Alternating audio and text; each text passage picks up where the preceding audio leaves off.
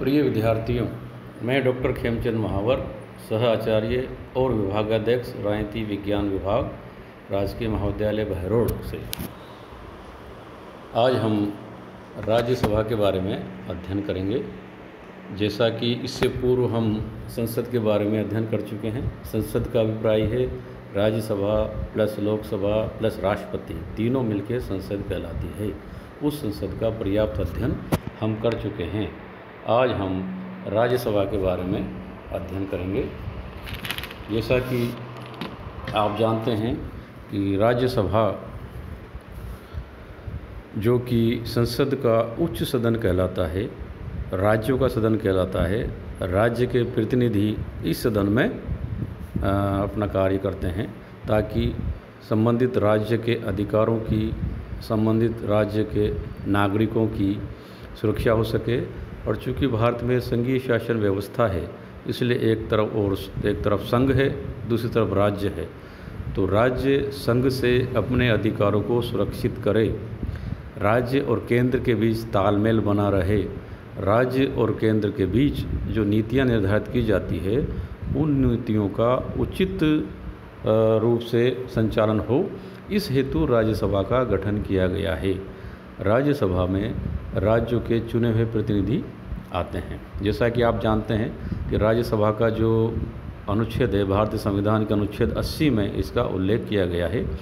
इसकी अधिकतम जो संख्या है वो 250 हो सकती है। वर्तमान में राज्यसभा की सदस्य संख्या 245 है, जिसमें 229 राज्यों से और 4 सदस्य केंद्र शासित प्रदेश से, जिसमें दिल्ली के 3 और पुदुचेरी के 1 सदस्य। पहले इसका नाम पांडुचेरी था, पांडुचेरी का नाम अब पुदुचेरी हो गया है। और 12 सदस्य मनोनीत होते हैं। राष्ट्रपति इन 12 सदस्यों को मंत्रिपरिषद की सलाह से क्रमशः कला, विज्ञान, साहित्य और समाज सेवा के क्षेत्र में विशिष्ट योगदान करने वाले व्यक्ति को मनोनीत करता है। आपको साथ में यह भी ज्ञात होना चाहिए कि भारत में अब 28 राज्य और 9 केंद्र शासित प्रदेश हो गए हैं और राज्यसभा में केवल उन राज्यों के प्रतिनिधि ही जा सकते हैं जहां विधानसभा विद्यमान है। इसलिए इन 9 राज्यों में, पहले ये 7 राज्य थे, जम्मू और लद्दाख को इसमें नया जोड़ दिया गया है 2 अक्टूबर 2019 में।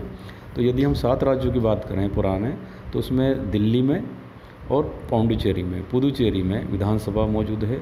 इसलिए इनके सदस्य राज्यसभा में चुने जाते हैं, दिल्ली से 3 और पांडुचेरी से 1। इसके अतिरिक्त जो 5 केंद्र शासित प्रदेश है, उनमें दादर और नगर हवेली, चंडीगढ़, अंडमान और निकोबार, लक्षद्वीप और दमन और दीव है।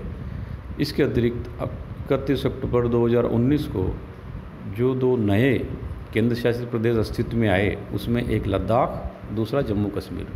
जम्मू कश्मीर में विधानसभा मौजूद है, उसके सदस्य राज्यसभा में अवश्य आएंगे। लद्दाख में विधानसभा नहीं है, किंतु लद्दाख और जम्मू कश्मीर जो है केंद्र शासित प्रदेश जो नए बने हैं, वो अभी प्रक्रिया के अधीन हैं। अब हम बात कर लेते हैं कि मौजूदा राज्यसभा में सदस्यों की संख्या की क्या स्थिति है। वर्तमान राज्यसभा में 245 सदस्य है, जिसमें एनडीए के 117, एनडीए मतलब नेशनल डेमोक्रेटिक अलायंस, राष्ट्रीय लोकतांत्रिक मोर्चा, जो कि भारतीय जनता पार्टी और उसके सहयोगी दल का है, इनकी संख्या 117 है। और उसमें भारतीय जनता पार्टी के 87 सदस्य हैं। विपक्ष के जो सदस्य हैं वो 127 सदस्य, कुल 127 सदस्य हैं जो एनडीए के विपक्ष में हैं, जिसमें यूपीए के 60 सदस्य, यूपीए मतलब यूनाइटेड प्रोग्रेसिव अलायंस, संयुक्त प्रगतिशील मोर्चा के 60 सदस्य हैं। इसमें ये संयुक्त प्रगतिशील मोर्चा कांग्रेस और उसके सहयोगी दलों का अलायंस है। इसमें कांग्रेस के 40 सांसद हैं, यानी कि राज्यसभा की बात करें तो राज्यसभा में भारतीय जनता पार्टी के 87 सांसद और कांग्रेस के 40 सांसद है। और यूँ कहें कि एनडीए के कितने हैं, तो एनडीए के 117 सांसद और यूपीए के 60 सांसद हैं। 12 सदस्यों को मनोनीत किया जाता है।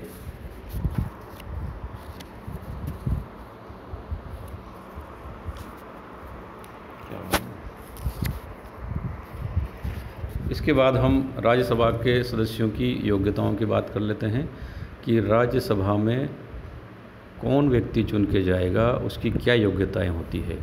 तो सबसे पहले जो योग्यता होती है वो भारत का नागरिक हो। प्रिय विद्यार्थियों, यहाँ मैं यह भी बताना चाहूँगा कि नागरिक में और व्यक्ति में क्या अंतर होता है। नागरिक एक देश विशेष का नागरिक होता है जिसका वहाँ जन्म होता है, और नागरिक होने के कारण ही वह चुनाव लड़ सकता है, वह मतदाता बन सकता है और उस देश विशेष के संविधान के अधिकारों का उपभोग कर सकता है। व्यक्ति नागरिक नहीं होता है।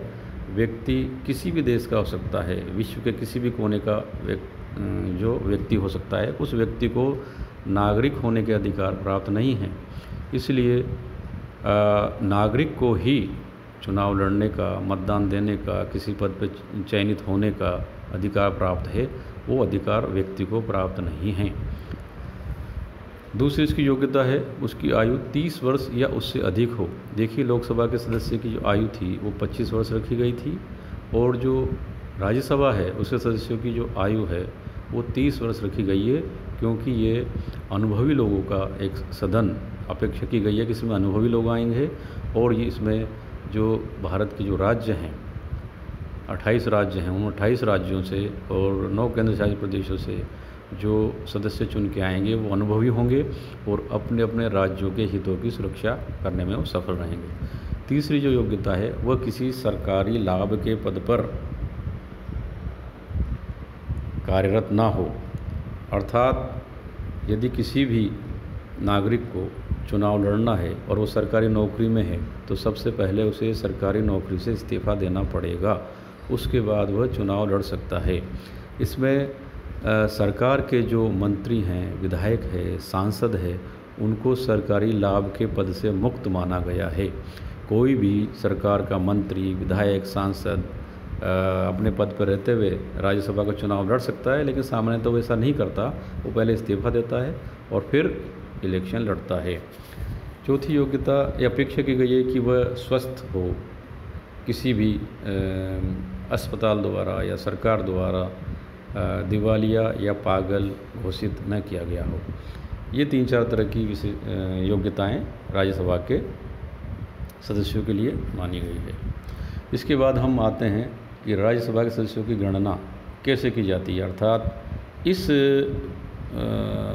राज्यसभा के अध्याय का जो हम अध्ययन कर रहे हैं उसका लक्ष्य आपको ये समझाना है कि राज्यसभा में सांसदों का चुनाव कैसे होता है। लोकसभा के सदस्यों का चुनाव तो हम जानते ही हैं कि भारत का प्रत्येक नागरिक जिसने 18 वर्ष की आयु पूर्ण कर ली हो और जिसका मतदाता सूची में नाम हो, वो मतदान करके सीधा अपना प्रतिनिधि लोकसभा के लिए भेज सकता है। किंतु राज्यसभा में मतदाता, सामान्य व्यक्ति, 18 वर्ष की उम्र का व्यक्ति या जनता मतदान नहीं करती है, बल्कि जनता द्वारा भेजे गए प्रतिनिधि यानी कि विधायक इसमें मतदान करते हैं। वो किस रीति नीति से मतदान करते हैं, यही जानने के लिए हम ये अध्याय का अध्ययन कर रहे हैं। सबसे पहले राज्यसभा के सदस्यों की गणना किस प्रकार से होती है। तो राज्यसभा में प्रत्येक राज्य से सांसद चुने जाते हैं। प्रत्येक राज्य से जनसंख्या के अनुपात में सदस्य चुने जाते हैं। यही कारण है कि भारत के प्रत्येक राज्य के सदस्यों की संख्या, यानी कि प्रत्येक राज्य से जो सांसद भेजे जाते हैं वो संख्या अलग अलग है। जैसे उत्तर प्रदेश से 31 सांसद राज्यसभा में भेजे जाते हैं, महाराष्ट्र में 19 सांसद भेजे जाते हैं, तमिलनाडु में 18, गुजरात में 11, राजस्थान में 10, दिल्ली से 3 और पुदुचेरी से 1 सांसद राज्यसभा में भेजा जाता है। केवल, जैसा कि पहले बताया जा चुका है, केवल विधानसभा क्षेत्र वाले राज्यों से ही राज्यसभा का सदस्य चुने जा सकते हैं। जहां विधानसभा नहीं है वहाँ राज्यसभा से कोई सांसद सामान्यतः नहीं जाएगा। राज्यसभा में आरक्षण की व्यवस्था नहीं है। जैसा कि लोकसभा में आरक्षित सीटें, सुरक्षित सीटें की व्यवस्था की गई है, वैसी आरक्षण की व्यवस्था राज्यसभा में नहीं की गई है।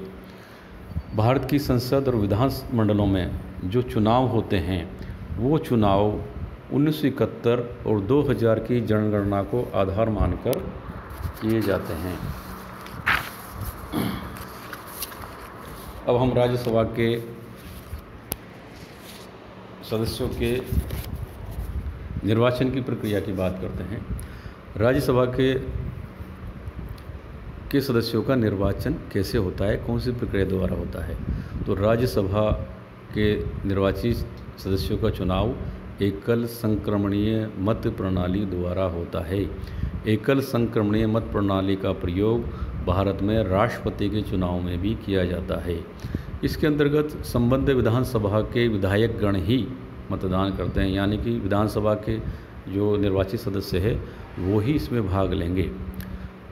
प्रत्येक मतदाता, यानी कि सांसद चुनने के लिए जो मतदाता होगा वो कौन होगा? विधायक होगा। प्रत्येक मतदाता यानी कि विधायक उतने ही मत, उतनी ही पसंदगियाँ मत देने का अधिकार है जितने कि उस पद के लिए उम्मीदवार खड़े किए गए हैं। यानी कि यदि एक सांसद का चयन होना है और वहाँ यदि 2 या 3 उम्मीदवार खड़े हैं तो प्रत्येक विधायक यानी कि जो मतदाता है उसे उन उम्मीदवारों के सामने अपनी वरीयता, पसंदगियाँ यानी कि प्रथम, द्वितीय, तृतीय इस प्रकार से लिखना पड़ेगा।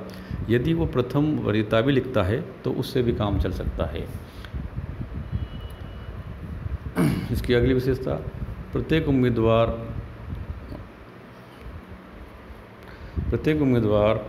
के सम्मुख पसंदगियाँ इसलिए लिखी जाती है कि यदि 2 उम्मीदवारों के बीच टाई हो जाती है, यानी कि उनको बराबर बराबर मत प्राप्त होते हैं, तो दूसरी पसंदगियों की गणना करके हार जीत का फैसला किया जा सकता है। एकल संक्रमणीय मत प्रणाली के अंतर्गत राज्यसभा चुनाव 2003 से पूर्व यह गुप्त मतदान प्रणाली के अंतर्गत होता था। यानी कि जो भी विधायक मतदाता मत देता था तो यह पता नहीं चलता था कि उसने अपनी किसे मत दिया या कौन सी पसंदगियां हैं। किंतु 2003 के बाद ये पाया गया कि मतदान में अत्यधिक गड़बड़ी, क्रॉस वोटिंग, व्हिप का उल्लंघन, भ्रष्टाचार आदि होते हैं।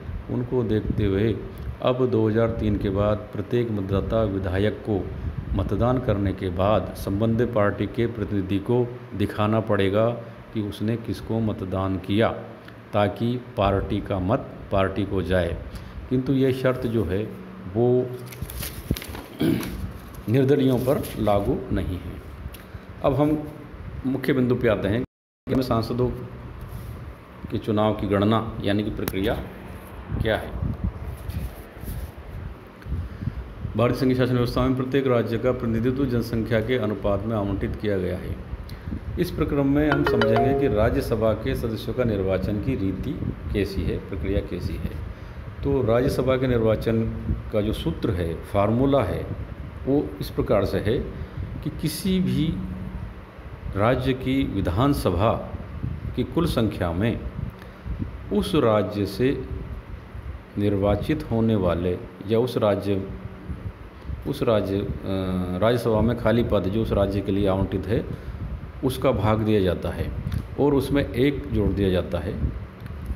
तो इस प्रकार से विधानसभा सदस्यों की कुल संख्या गुणा 100 बटा राज्यसभा में हुए रिक्त पद +1 और इसमें बराबर +1 कर दिया जाता है। तो इस प्रकार जैसे उत्तर प्रदेश की हम बात करें तो उत्तर प्रदेश के विधानसभा के सदस्यों की संख्या 403 मानी गई है। इन 403 को 100 से गुणा किया जाएगा और इसमें चूँकि वहाँ की जो सदस्य संख्या कुल है वो 31 है, तो 403 गुणा 100 बटा 31 उसमें 1 जोड़ दिया जाता है। इस प्रकार से 32,000 +1 ऊपर लिख दिया जाता है। तो इस प्रकार से जब हम 403 को 100 से गुणा करेंगे तो 40,300 आता है।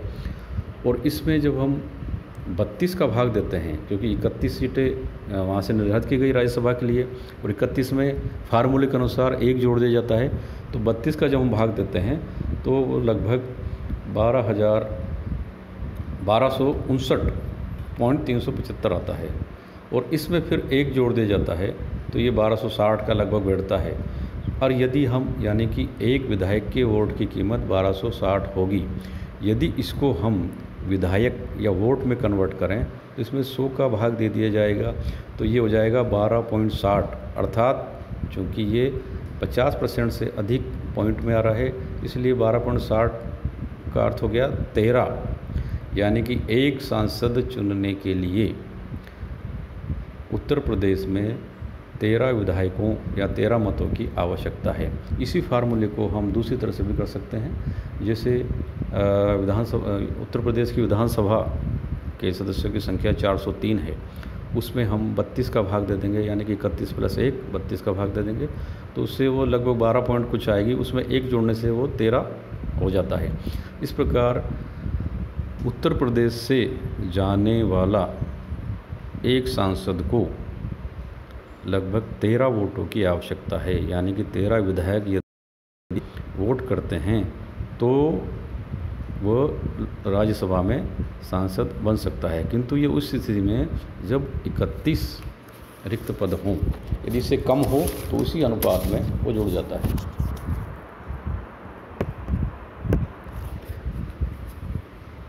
इससे आगे हम बढ़ते हैं तो प्रत्येक राज्य की विधानसभा से सांसद एक साथ न चुने जाकर आवश्यकता अनुसार या रिक्त पदों के अनुसार चुने जाते हैं। जैसे कि हाल ही में राजस्थान से 3 राज्यसभा सांसद चुने जाने थे, यानी कि राजस्थान में जो स्थिति है वो कुल 10 राज्यसभा सांसद चुने जा सकते हैं, किंतु फ़िलहाल 3 रिक्त पद राजस्थान के लिए थे।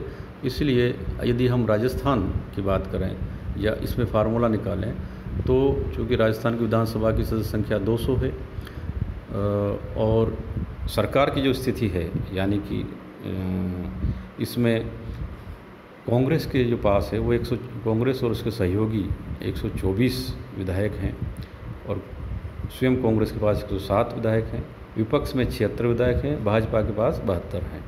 इस प्रकार यदि हम ये 3 राज्यसभा सांसद चुने जाते हैं तो उसका फार्मूला इस प्रकार से होगा,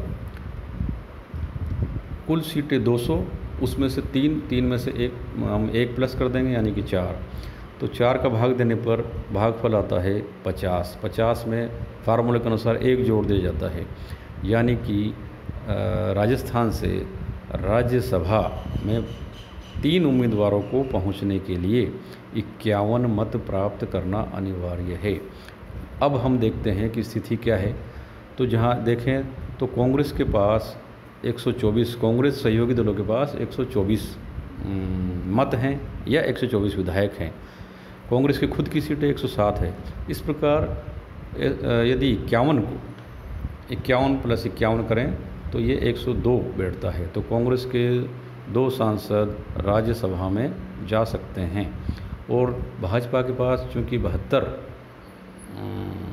विधायक हैं या 72 मत है, तो इसलिए उनका 1 सांसद राज्यसभा में जा सकता है।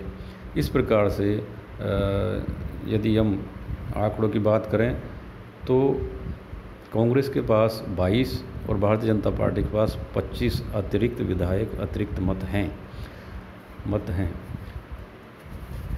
राजस्थान की राजनीति में इन 3 सीटों के संबंध में इस दौरान जो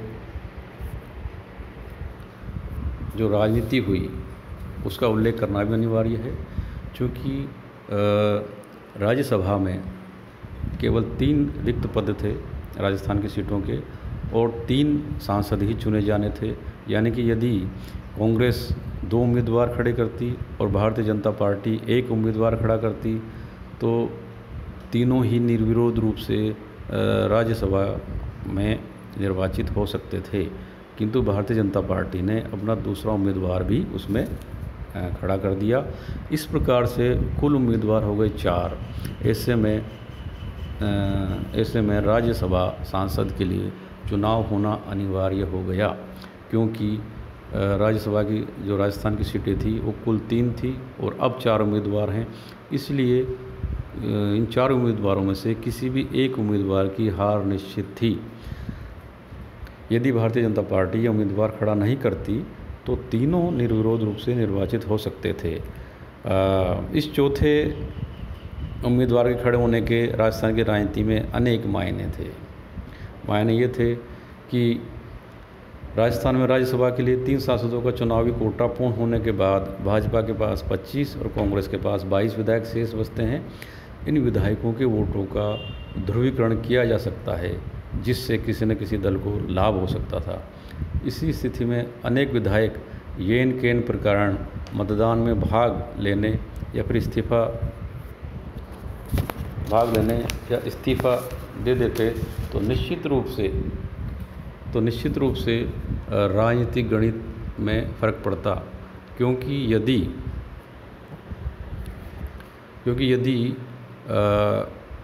इन 200 विधायकों में से कुछ विधायक इस्तीफा दे देते या अनुपस्थित हो जाता तो जो चुनावी कोटा का समीकरण है वो बदल जाता है। कल्पना करें कि इन 200 में से 20 विधायक अनुपस्थित रहे या इन्होंने इस्तीफा दे दिया, तो अब जो चुनावी फार्मूला होगा वो 200/4 की बजाय 180/4 हो जाएगा। और इस प्रकार से जो एक विधायक को प्राप्त करने वाले मत 51 थे उसकी बजाय वो 46 हो जाएंगे। तो इस प्रकार के गणित के चक्कर में कई बार राजनीतिक दल निर्विरोध के स्थान पर चुनाव कराना ज़्यादा पसंद करते हैं। यही कारण था कि वर्तमान में जो 2020 में जो कि कोविड का युग चल रहा है, उसमें जब इस प्रकार की राजनीति हुई, 3 के स्थान पर 4 उम्मीदवार हुए, तो भाजपा और कांग्रेस को कोविड-19 के संक्रमण के दौर में भी विधायकों को किसी सुरक्षित स्थान पर एक साथ रखना पड़ा कि कहीं किसी के साथ कोई अनैतिक डील ना हो जाए, कोई विधायक जो है वो अनुपस्थित न रह जाए या किसी प्रलोभन में आके वो इस्तीफा ना दे दे। इस प्रकार से राज्यसभा के सदस्यों का चुनाव संपन्न होता है।